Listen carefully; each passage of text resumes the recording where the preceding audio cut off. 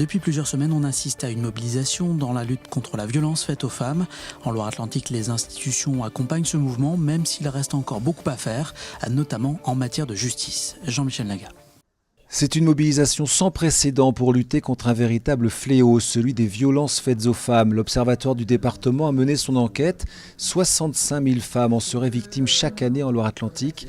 1240 femmes sont victimes de viols ou de tentatives de viol. 4600 victimes de violences conjugales. Mais ce n'est sans doute qu'une estimation basse, car très peu de victimes osent franchir la porte du commissariat pour porter plainte. La faute, selon plusieurs associations, à l'accueil qui leur est réservé par les policiers. Ils ont fait le choix en gendarmerie d'avoir des agents qui sont spécialisés, des vifs, des référents vifs, violences intrafamiliales.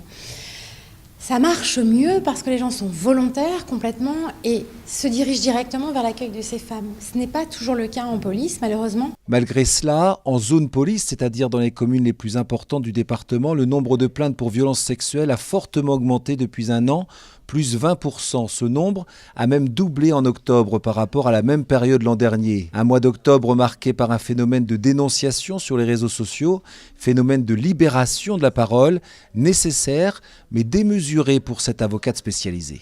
Je ne défends pas les auteurs de violences, soyons bien clairs. Maintenant, quand des noms sont jetés en pâture, quand des vies sont balancées comme ça sur la toile sans que celui qui est mis en cause puisse se défendre, là ça vient vraiment, à mon sens, déborder et heurter l'avocate que je suis. Et la critique s'adresse aussi à la presse lorsqu'elle dénonce ces faits, sans donner aux personnes accusées publiquement la possibilité de se défendre. Un numéro fait référence, le 3919, le service d'écoute pour les femmes victimes de violences, reçoit une alerte chaque jour en Loire-Atlantique.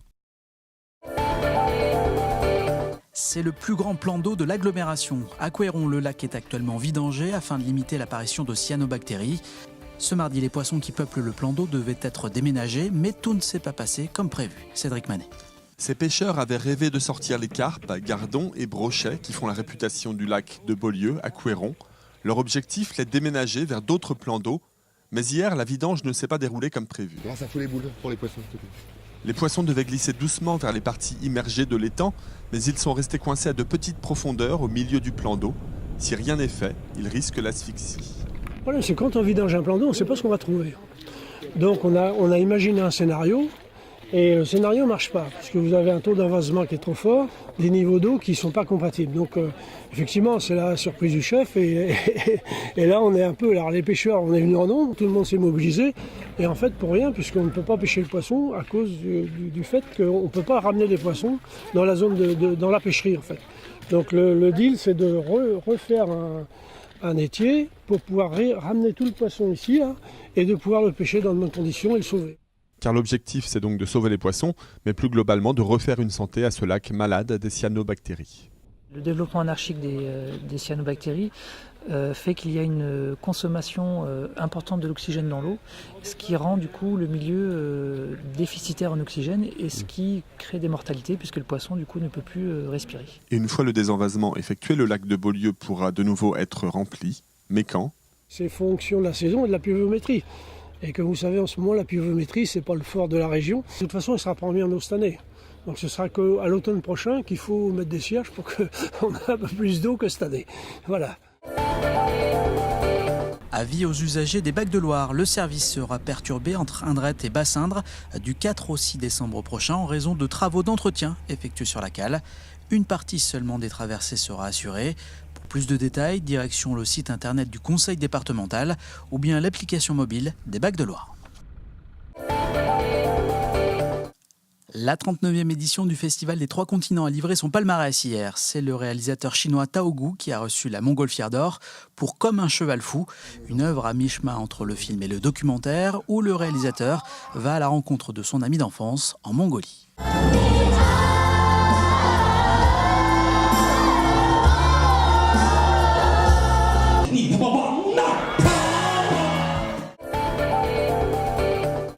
À 20 ans, ça se fête. C'est pourquoi le groupe nantais de blues Malted Milk a décidé de marquer le coup avec un concert exceptionnel ce vendredi à Stéréolux.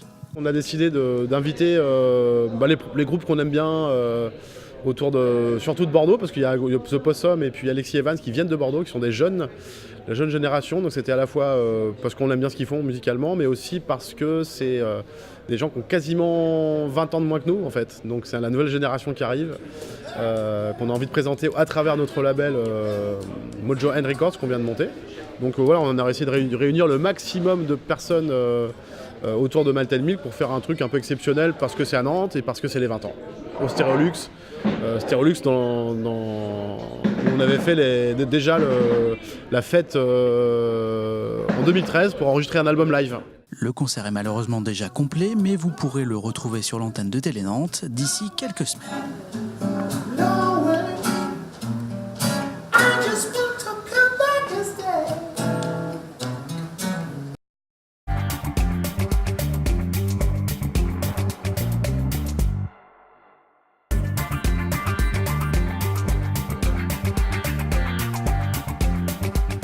C'est un dispositif de 24 appartements meublés dédiés à des chercheurs qui viennent à Nantes pour tout type de séjour de recherche, de toute durée, sachant que la durée possible de séjour ici, maximum, est de 6 mois. Donc elle a ouvert ses portes en novembre 2007 et nous fêtons cette année les 10 ans de la MCE. Elle fonctionne avec l'association Chercheurs étrangers à Nantes. Donc en plus d'un lieu d'hébergement, l'idée c'était d'en faire un guichet unique d'accueil pour les chercheurs étrangers. On va dire que c'est pour contribuer à l'attractivité de Nantes. Donc encore une fois, c'était une très bonne initiative de la part de Nantes Métropole.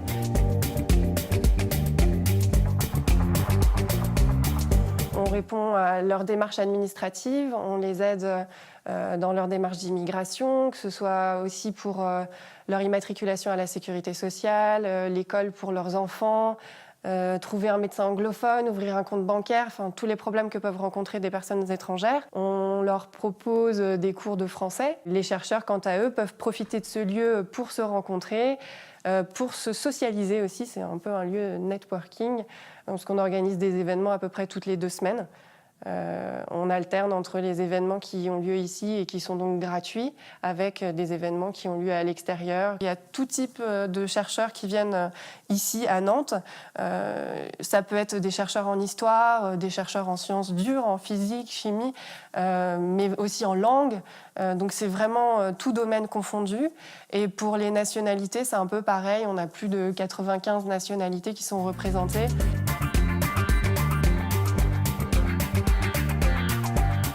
C'est un bilan extrêmement positif, c'est-à-dire qu'on est fiers que Nantes ait eu cette idée de mettre en place la Maison des chercheurs étrangers, puisque aujourd'hui beaucoup d'autres villes souhaitent avoir le même dispositif d'accueil. L'association accueille tous les chercheurs étrangers qui arrivent à Nantes, mais ils ne sont pas tous hébergés à la MCE. Donc la MCE a hébergé environ 1024 chercheurs étrangers. Nous, on accueille à peu près chaque année 400 nouveaux arrivants, donc qui mettent les pieds à Nantes pour la première fois dans l'année. Les salariés, eux, ont déjà un dispositif d'accueil par leur entreprise, les étudiants par leur école, et les chercheurs, ils sont un petit peu entre les deux. Certains ont des contrats, certains n'en ont pas, ils restent étudiants. Du coup, toute la partie étudiants internationaux est déjà prise en charge par les relations internationales de leur établissement ou de leur école.